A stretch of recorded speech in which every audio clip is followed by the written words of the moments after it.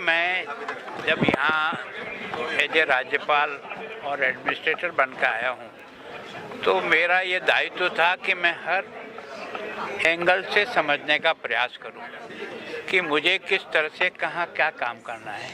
तो ये सब जनप्रतिनिधि हैं, पब्लिक की आवाज़ हैं, इनको भी इनके बीच में भी आकर के परिचय भी करूं और इनसे समस्याओं को समझ करके जो इनकी मैं मदद कर सकता हूं वो मैं आगे उसकी मदद करने का प्रयास करूंगा। और जो कुछ भी मैंने अपने राजनीतिक जीवन में जो अनुभव है मेरे, वो भी मैंने शेयर किए हैं कि हम जनप्रतिनिधि हैं।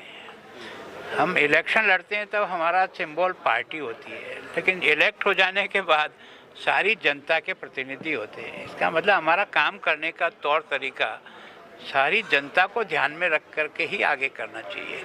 और जहाँ जहाँ लीकेज लगता है कि यहाँ आमदनी बढ़ाई जा सकती है तो बढ़ाने का प्रयत्न करना चाहिए। छोटे लोगों को कम से कम परेशान किया जाए और बड़े लोगों से कुछ से शक्ति करने से अगर हमारा काम बहुत तेज़ी से आगे बढ़ता है तो पहले उस पर प्रयास करना चाहिए। और सामान्यतः मैं सोचता हूँ कि हम पार्टी अलग अलग हैं, लेकिन चंडीगढ़ के विकास के लिए हम सबका दिमाग एक होना चाहिए कि किस तरह से हम चंडीगढ़ को आगे ले जा सकते हैं। तो मेरी जो कुछ ध्यान में था, मैंने कुछ सुना है, ये मुझसे मदद चाहते हैं, सरकार से मदद चाहते हैं। हम प्रयास करेंगे कि हम इनकी बात को कैसे पूरी कर सकते हैं, प्रयत्न। एक सर, रिंग रोड की आपने बात की, स्पेशली कि ट्रैफिक की समस्या के लिए रिंग रोड बनना चाहिए, इसके लिए देखो सामान्यतः क्या है कि प्रपोजल तो बना करके अपने को भेजना पड़ेगा। अगर प्रपोजल बना करके भेजेंगे तो आगे पैसे स्वीकृत होने में ज़्यादा दिक्कत नहीं आती है। कुछ साइट बनी हुई है, कुछ साइट बननी है, तो मैं सोचता हूँ एक बार कम से कम मैप पे ये मार्किंग हो जाए कि ये रिंग रोड यहाँ से टच करेगी, तो फिर उसमें से लैंड कितनी आती है, एक्विजिशन कितना आता है, फॉरेस्ट लैंड आता है क्या, बाकी कुछ आता है क्या।